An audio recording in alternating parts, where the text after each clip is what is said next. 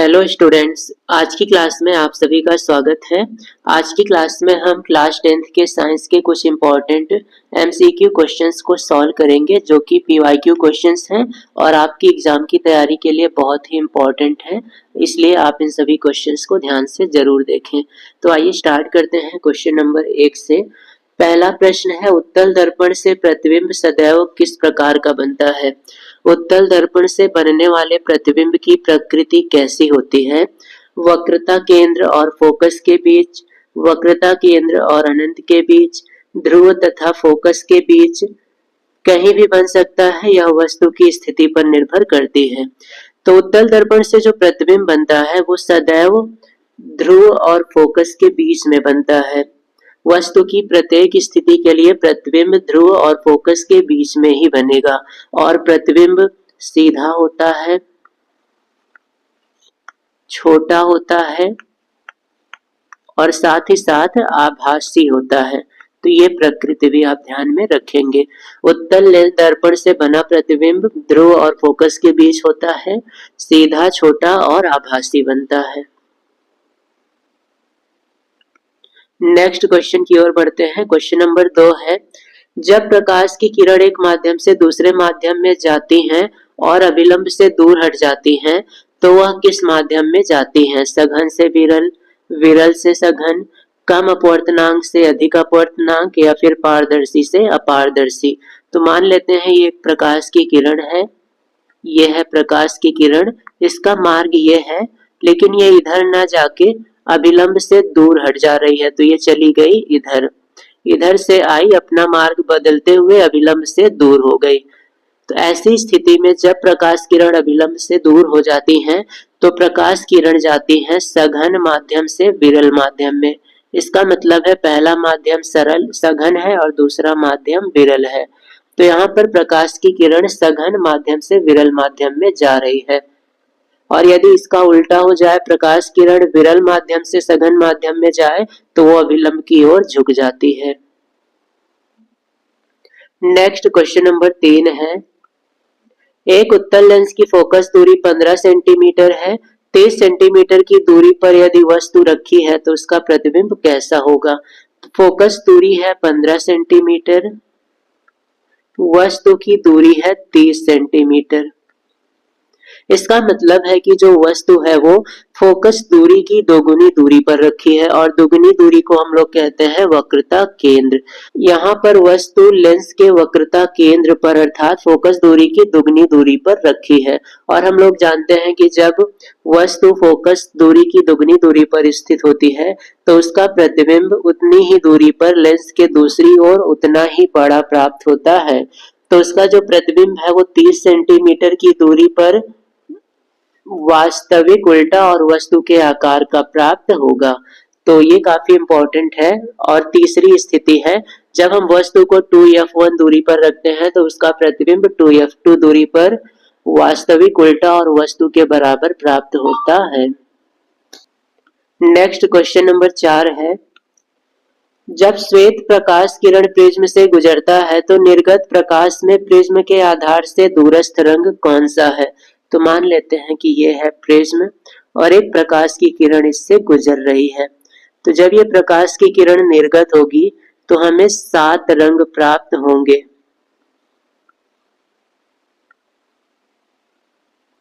इन रंगों में सबसे ऊपर की अगर हम बात करें तो सबसे ऊपर होता है लाल रंग और सबसे नीचे होता है बैंगनी। तो कहा जा रहा है कि आधार से सबसे दूर कौन सा रंग है? तो नीचे से सबसे दूर जो रंग है वो लाल होगा। तो आधार से दूरस्थ रंग लाल होता है और आधार के सबसे समीपस्थ रंग और ये होगा बैंगनी।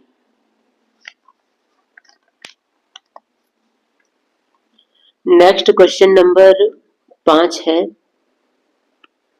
एम्पियर सेकेंड किसका मात्रक है? विद्युत ऊर्जा, विद्युत वाहक बल, विद्युत आवेश, विद्युत धारा।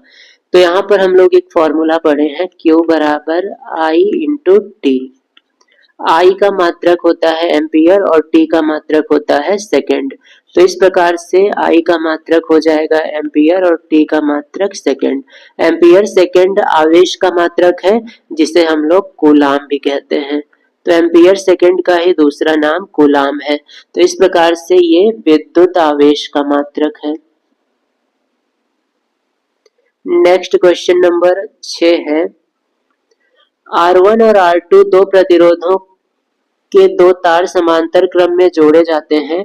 यदि उनमें प्रवाहित धारा I1 और I2 हो तो H1 और H2 का अनुपात क्या होगा, अर्थात उनमें उत्पन्न ऊष्माओं का अनुपात क्या होगा। तो समांतर क्रम संयोजन कुछ इस प्रकार से होता है।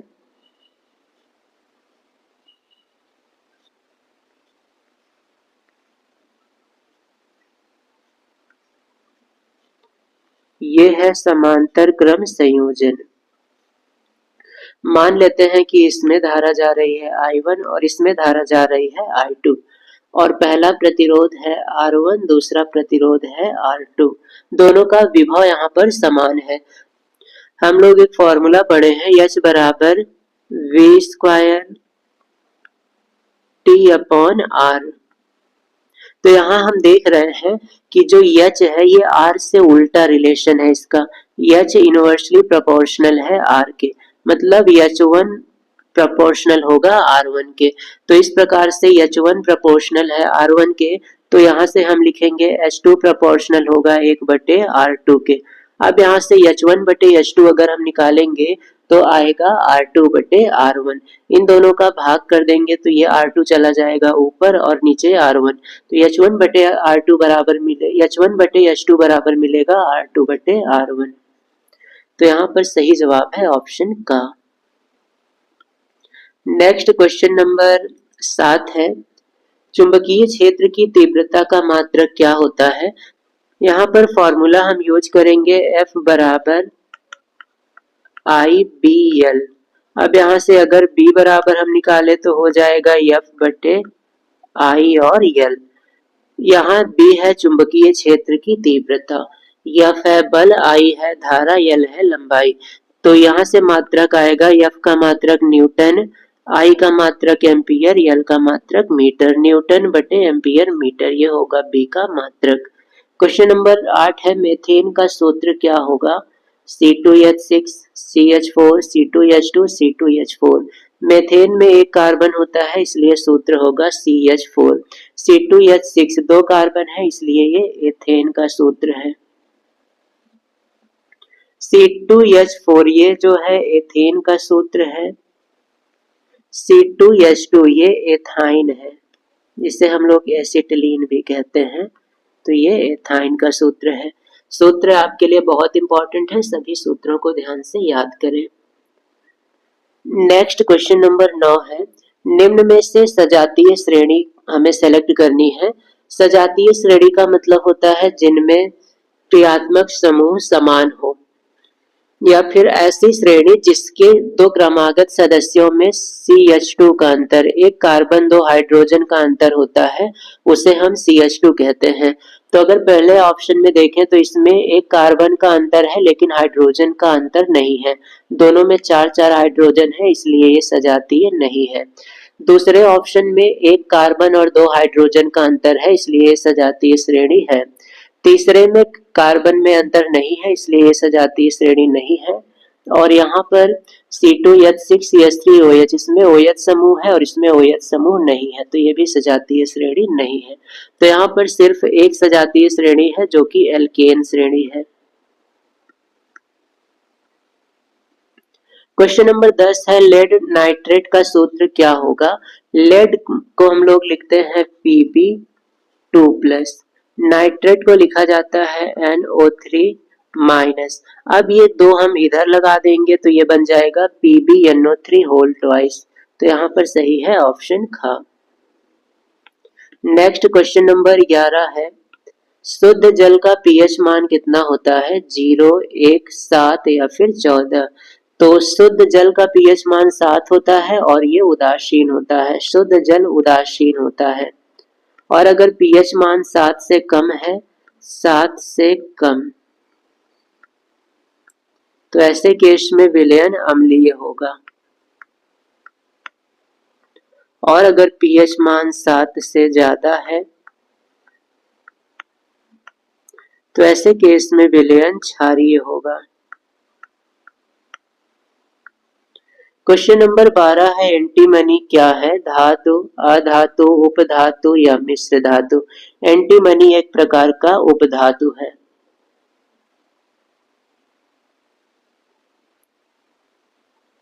नेक्स्ट क्वेश्चन है निम्नलिखित रासायनिक समीकरण को पूरा कीजिए। यहाँ पर दिया है एसिटिक अम्ल एथिल अल्कोहल के मिश्रण से जल और क्या प्राप्त होता है? तो जब भी हम एसिटिक अम्ल, कार्बोक्सिलिक अम्ल और अल्कोहल की अभिक्रिया कराते हैं तो हमें एस्टर प्राप्त होता है और एस्टर की पहचान होती है कि उसमें COO समूह होता है। तो यहाँ पर COO समूह और इसके दोनों तरफ कार्बन, सिर्फ ऑप्शन ग में है। COO समूह और इसके दोनों तरफ कार्बन हो तो उसे हम एस्टर समूह कहते हैं। क्वेश्चन नंबर 14 है कोशिकीय प्रक्रम में कितनी ऊर्जा मुक्त होती है? माइटोकॉन्ड्रिया, एटीपी, ग्लूकोज या फिर पायरूवेट? कोशिकीय प्रक्रम में जो ऊर्जा मुक्त होती है उसे हम एटीपी के रूप में व्यक्त करते हैं। एटीपी का मतलब है एडिनोसिन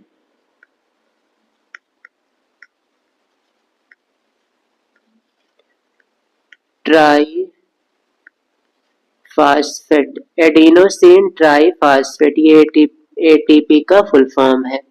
क्वेश्चन नंबर 15 है पित्त रस का स्राव किसके द्वारा होता है? पित्ताशय, यकृत, अग्न्याशय या फिर आमाशय? पित्त रस का स्राव होता है यकृत के द्वारा।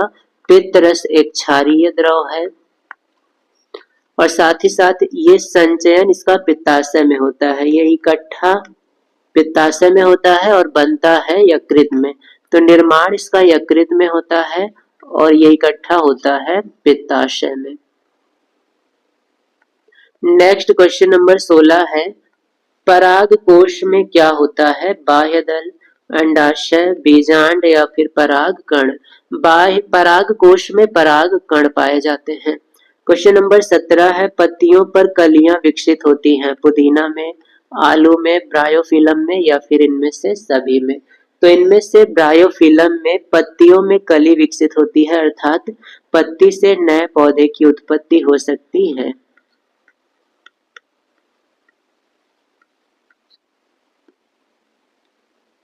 क्वेश्चन नंबर 18 है एक लिंगी फूल का उदाहरण क्या है? पपीते का फूल, गुलाब का फूल, सरसों का फूल या फिर आम का फूल? इनमें से क्या एक लिंगी फूल का उदाहरण है? तो सही जवाब है पपीता एक लिंगी होता है और गुलाब, आम, सरसों ये सब द्विलिंगी है। क्वेश्चन नंबर 19 है स्वस्थ मनुष्य का रक्त दाब कितना होता है? तो सही जवाब है 120/80 mmHg, ये है स्वस्थ मनुष्य का रक्त दाब। नेक्स्ट क्वेश्चन नंबर 20 है निम्नलिखित में से कौन सा आहार श्रृंखला का निर्माण करता है? इनमें से आहार श्रृंखला का निर्माण किसमें हो रहा है? तो घास, गेहूं, आम, इनमें आहार श्रृंखला का निर्माण नहीं है। बकरी, गाय, हाथी, इनमें भी नहीं है। घास को बकरी खाएगी, बकरी को मानव खाएंगे। तो यहाँ पर खाद्य श्रृंखला का निर्माण है, एक को दूसरा खाएगा, दूसरे को तीसरा। घास, मछली और बकरी, इनमें भी खाद्य श्रृंखला का निर्माण नहीं है। तो ऑप्शन ख यहाँ पर सही है। क्वेश्चन नंबर 21 है अवतल दर्पण के सम्मुख ध्रुव और फोकस के बीच स्थित वस्तु का प्रतिबिंब कहाँ बनेगा और कैसे बनेगा? तो जब भी वस्तु को हम ध्रुव और फोकस के बीच रखते हैं तो उसका प्रतिबिंब आभासी, सीधा और बड़ा बनता है। तो यहाँ पर सही जवाब होगा ऑप्शन ख।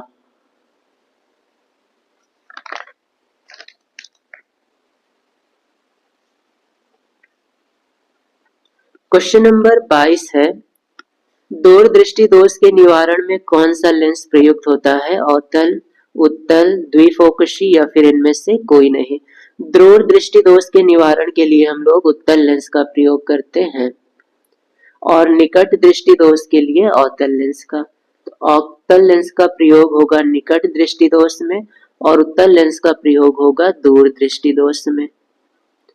क्वेश्चन नंबर 23 है लेंस से 0.2 मीटर दूर रखी वस्तु के आभासी प्रतिबिंब का आवर्धन 0.5 है तो लेंस कैसा होगा? यहाँ पर आवर्धन 1 से कम है और आवर्धन 1 से कम होता है तो ऐसे लेंस को हम लोग अवतल लेंस कहते हैं। सही जवाब होगा 0.2 मीटर फोकस दूरी का अवतल लेंस प्रयुक्त होगा। क्वेश्चन नंबर 24 है, जब सफेद प्रकाश कांच के प्रिज्म से गुजरता है तो प्रिज्म के आधार की ओर झुकी अधिकतम प्रकाश का रंग क्या होता है? तो जब भी एक प्रकाश की किरण को हम प्रिज्म से गुजारते हैं तो जो प्रकाश की किरण सबसे नीचे होती है वो बैंगनी रंग की होती है और जो ऊपर होती है वो लाल रंग की। तो यहाँ पर सबसे झुकी जो किरण है वो बैंगनी होगी। सही जवाब है ऑप्शन ख बैंगनी।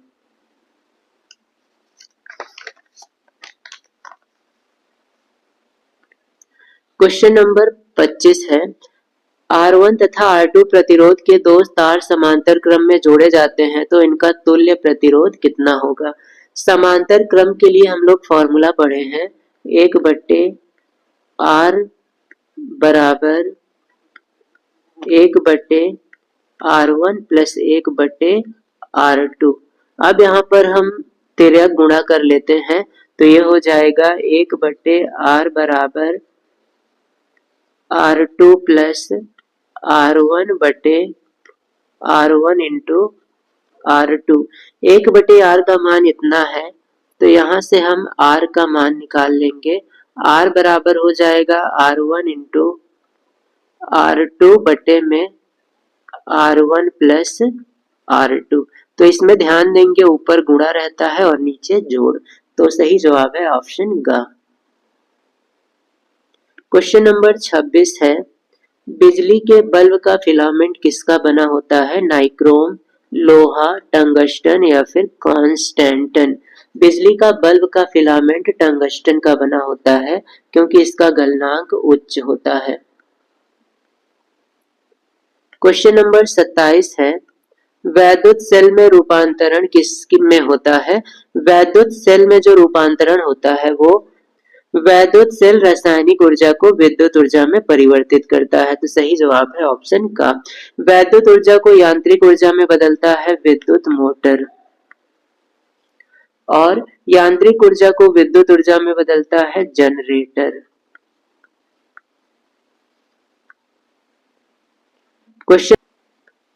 क्वेश्चन नंबर 28 है, यहाँ पर समीकरण दिया गया है, इसमें y के स्थान पर क्या होगा ये हमें बताना है।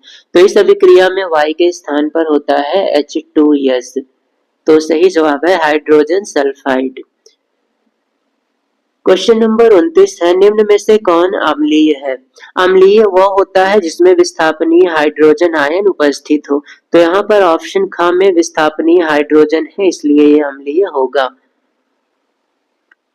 क्वेश्चन नंबर 30 है, निम्नलिखित रासायनिक समीकरण को पूरा कीजिए। तो यहाँ पर कौन सा पदार्थ होगा ये हमें बताना है। इस पदार्थ और PCl5 की क्रिया से CH3COCl POCl3 और HCl बनता है। किसकी अभिक्रिया PCl से कराएं तो ये सब बनेंगे। तो सही जवाब है एसिटिक अम्ल। एसिटिक अम्ल की अभिक्रिया PCl5 से कराने पर ये तीनों प्रोडक्ट प्राप्त होते हैं। क्वेश्चन नंबर 31 है, मैट में मुख्यतः क्या होता है? FeS, Cu2S, Cu2S तथा FeS, Cu2S तथा Fe2S3। तो मैट में इनमें से क्या पाया जाता है? सही जवाब है Cu2S तथा FeS। मैट में ये दोनों पाए जाते हैं। क्वेश्चन नंबर 32 है, उभयधर्मी ऑक्साइड इनमें से क्या है? तो इनमें से एल्यूमिनियम ऑक्साइड ये उभयधर्मी है, Na2O ये क्षारीय होता है, MgO ये भी होता है क्षारीय और P2O5 ये अम्लीय होता है। नेक्स्ट क्वेश्चन नंबर 33 है, प्रोपेन का रासायनिक सूत्र क्या है? CH4 C4H10 C3H8 C2H6। Propane में 3 कार्बन होते हैं। प्रोप का मतलब होता है 3। प्रोप का मतलब होता है 3 कार्बन। तो यहाँ पर ऑप्शन का सही है। यहाँ पर 4 कार्बन है तो ये ब्यूटेन होगा। ब्यूट का मतलब 4 कार्बन। यहाँ पर 2 कार्बन है तो ये एथेन होगा। और यहाँ पर एक कार्बन है इसलिए ये मेथेन है। क्वेश्चन नंबर 34 है, हाइड्रा में प्रजनन किसके द्वारा होता है? मुकुलन, विखंडन, खंडन या फिर कायिक प्रवर्धन। हाइड्रा में मुकुलन के द्वारा प्रजनन होता है। सही जवाब है मुकुलन। क्वेश्चन नंबर 35 है, पाइरूवेट के विखंडन की प्रक्रिया कहाँ संपन्न होती है? कोशिका द्रव्य में, माइटोकॉन्ड्रिया में, हरित लवक में या फिर केंद्रक में। तो पाइरूवेट का विखंडन माइटोकॉन्ड्रिया में होता है और ग्लूकोज का विखंडन कोशिका द्रव्य में। तो अगर ग्लूकोज के विखंडन की बात हो तो ये कोशिका द्रव्य में, माइटोकॉन्ड्रिया में होता है पाइरूवेट का विखंडन। क्वेश्चन नंबर 36 है, मनुष्य में वृक्क किस तंत्र से संबंधित है? पोषण, उत्सर्जन, श्वसन या फिर परिवहन। वृक्क का संबंध है उत्सर्जन तंत्र से। नेक्स्ट क्वेश्चन नंबर 37 है, मेंडल ने अपनी प्रारंभिक शिक्षा कहाँ प्राप्त की? मंदिर में, स्कूल में, गुरुकुल में या गिरजा घर में। मेंडल की प्रारंभिक शिक्षा गिरजा घर में हुई थी और इन्होंने मटर पर अपना प्रयोग किया था। उद्यान मटर पर अपना प्रयोग करके आनुवांशिकता के 3 नियम दिए। क्वेश्चन नंबर 38 है, मादा जनन तंत्र के किस अंग में लूप स्थापित किया जाता है? अंडाशय, अंडवाहिनी, गर्भाशय या फिर योनि। तो इनमें से गर्भाशय में लूप को स्थापित किया जाता है। क्वेश्चन नंबर 39 है, निम्न में से कौन सा अंग पौधे के नर जनन अंग का प्रतिनिधित्व करता है? पौधे के नर जनन अंग भाग को हम लोग पुंकेसर कहते हैं और मादा जनन अंग को जायांग कहा जाता है। तो जायांग होगा मादा जनन अंग, पुंकेसर होगा नर जनन अंग। क्वेश्चन नंबर 40 है, निम्न में से कौन सा पर्यावरण मित्र व्यवहार कहलाता है? बाहर जाते समय सामान को रखने के लिए कपड़े का थैला ले जाना, अनावश्यक खर्च बचाने के लिए लाइट तथा पंखों का स्विच बंद करना, वाहन के बजाय विद्यालय तक पैदल जाना या फिर इनमें से सभी। तो इनमें से पर्यावरण से संबंधित है सभी। बाहर जाते समय सामान को ले जाने के लिए कपड़े का थैला ले जाना, अनावश्यक खर्च बचाने के लिए लाइट तथा पंखों का स्विच बंद करना, वाहन के बजाय विद्यालय तक पैदल जाने से वायु प्रदूषण कम होगा। तो ये सभी प्रदूषण को कम करने के उपाय हैं।